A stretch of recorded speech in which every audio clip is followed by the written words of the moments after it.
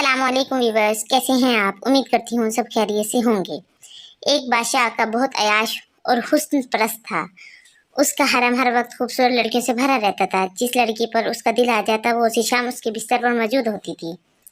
बादशाह का वजीर बहुत समझदार और मुखलिस आदमी था। हर काम में बादशाह इसकी राय को अहमियत देता और हर मुहिम में इसको साथ शरीक रखता था। एक दिन महल में दावत आम चल रही थी। सब वजीर मशीर अपनी बेगमात के साथ तशरीफ लाए थे कि बादशाह की नज़र वजीर की बीवी पर पड़ गई।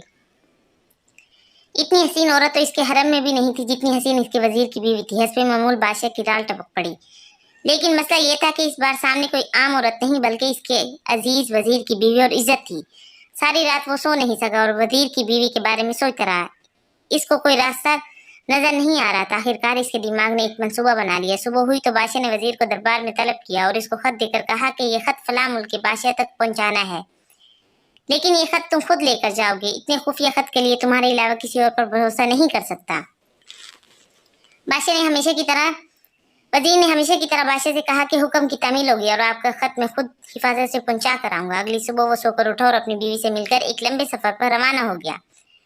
बादशाह को जब इत्मीनान हो गया कि वजीर सफर पर निकल चुका है तो वो महल से निकला और टहलता टहलता वजीर के घर जा पहुंचा और दरवाजे पर दस्तक दिए बगैर अंदर दाखिल हो गया।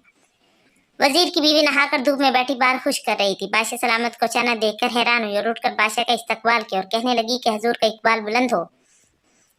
आज हम गरीब के घर कैसे तशरीफ ले आए आप? बादशाह कहने लगा, मैं सैर करता करता इधर को निकला। सोचा कि तुम अपने शौहर के बिना घर में अकेली होगी। तुमसे पूछा हूँ किसी चीज की जरूरत हो तो, और ख्याल रखना मेरी जिम्मेदारी है। बादशाह की तवाज़ु की गई। बादशाह मतलब की बात पर आ गया। इसके हुस्न की तारीफें शुरू कर दी और कहने लगा, तुम जैसी हसीन औरत मैंने आज तक नहीं देखी। वजीर की बीवी समझदार थी। इसको पहले ही शक हो गया था कि बादशाह ने जानबूझकर मेरे शौहर को दूर दराज के मुल्क में भेजा है ताकि इसकी गैर मौजूदगी में मुझे अपने जाल में फंसा सके। और बोली कि हजूर शेर जंगल का बादशाह होता है, इसको जेब नहीं देता कि वो मुर्दार खाए और गंदगी में मुंह मारे। जब हुक्मरान खुद लुटेरे बन जाए तो अवाम इंसाफ लेने किसके पास जाए? झूठे बर्तन में मुंह मारना बादशाह सलामत की शान के खिलाफ है। वजीर की बीवी के मुंह से ऐसे दानिशमंदाना बातें सुनकर बादशाह को अपनी हरकत पर शदीद अफसोस हुआ और उठा और बाहर निकल गया। दूसरी तरफ वजीर जब थोड़ा आगे गया तो इसको याद आया कि बादशाह का खत तो वो घर के तकिए के नीचे ही भूल आया है। इसने घोड़ा वापस मोड़ा और खत लेने घर रवाना। फिरोज अपने घर पहुंचा तो तकिए के नीचे खत निकालते वक्त इसकी नज़र पलंग के नीचे पड़ी। बादशाह की नाल यानी चप्पल पर पड़ी जो वह जल्दी में भूल गया था।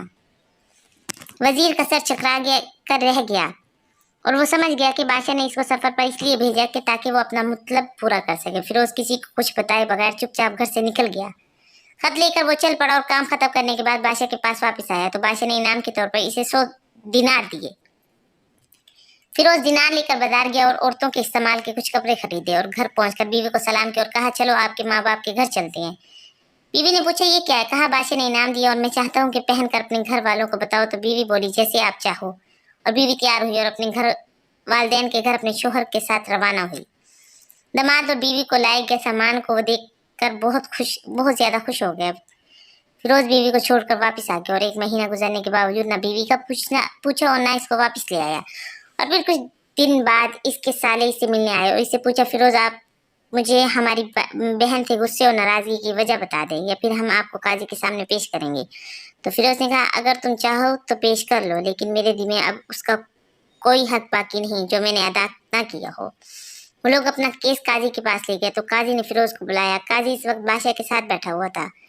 लड़की के भाइयों ने कहा अल्लाह बादशाह सलामत और काजी को कायम दायम रखे। काजी साहब, हमने एक सरसब्ज बाग फलों से भरे हुए और साथ में मीठे पानी के कुआं इस शख्स के हवाले में दिया था, तो इस शख्स ने हमारा बाग उजाड़ दिया, सारे फल खा लिए और दरख्त काट लिए और कुएं को खराब करके बंद कर दिया। काजी फिरोज की तरफ मुतवज्जो होकर बोला, वो लड़के तुम क्या कहते हो? फिरोज ने कहा, काजी साहब, जो बाग मुझे दिया गया था इससे बेहतर हालत में इन्हें वापस किया गया है। काजी ने पूछा, क्या इसने बाग तुम्हारे हवाले इसी हालत में वापस किया जैसे पहले था? इन्होंने कहा, हाँ, वैसी ही हालत में वापस किया, लेकिन हम इससे बाग वापस करने की वजह पूछना चाहते हैं। काजी ने कहा, हाँ फिरोज, तुम क्या कहना चाहते हो इस बारे में? फिरोज ने कहा, काजी साहब, बाग में मैंने किसी बुग़्ज़ या नफरत की वजह से नहीं छोड़ा, लेकिन मैंने इसलिए छोड़ा कि एक दिन मैं बाग में आया तो मैंने देखा शेर के पंजों के निशान, तो मुझे खौफ हुआ कि शेर मुझे खा जाएगा। इसलिए शेर की इकराम की वजह से मैंने बाग में जाना बंद कर दिया। बादशाह जो टेक लगाए सब कुछ सुन रहा था उठकर बैठ गया और कहा, फिरोज अपने बाग की तरफ अमन और मुतमिन होकर जाओ। वल्लाह इसमें कोई शक नहीं कि शेर तुम्हारे बाग की तरफ आया था, लेकिन वो वहां पर ना कोई असीर छोड़ सका, ना कोई पत्थर तोड़ा और ना ही कोई फल खा सका। वो वहां पर थोड़ी देर रहा और मायूस होकर लौट गया। और खुदा की कसम मैंने कभी तुम्हारे जैसे बाग के गिर्द लगी मजबूत दीवारें नहीं देखी। तो फिरोज अपने घर लौट आया और अपनी बीवी को साथ वापस लाया। ना तो काजी को पता चला ना किसी और को कि माजरा क्या था। क्या खूब बेहतर किया, अपने अहलो अयाल के राज छुपाना ताकि लोगों को पता ना चल सके। अपने घरों के बैत किसी पर जाहिर ना करो। अल्लाह आप लोगों की औकात खुशियों से भर दिया, आपको और आपके अहले अयाल को, अपने आप को, माल को हफ्ज़ व अमान में रखे। आमीन।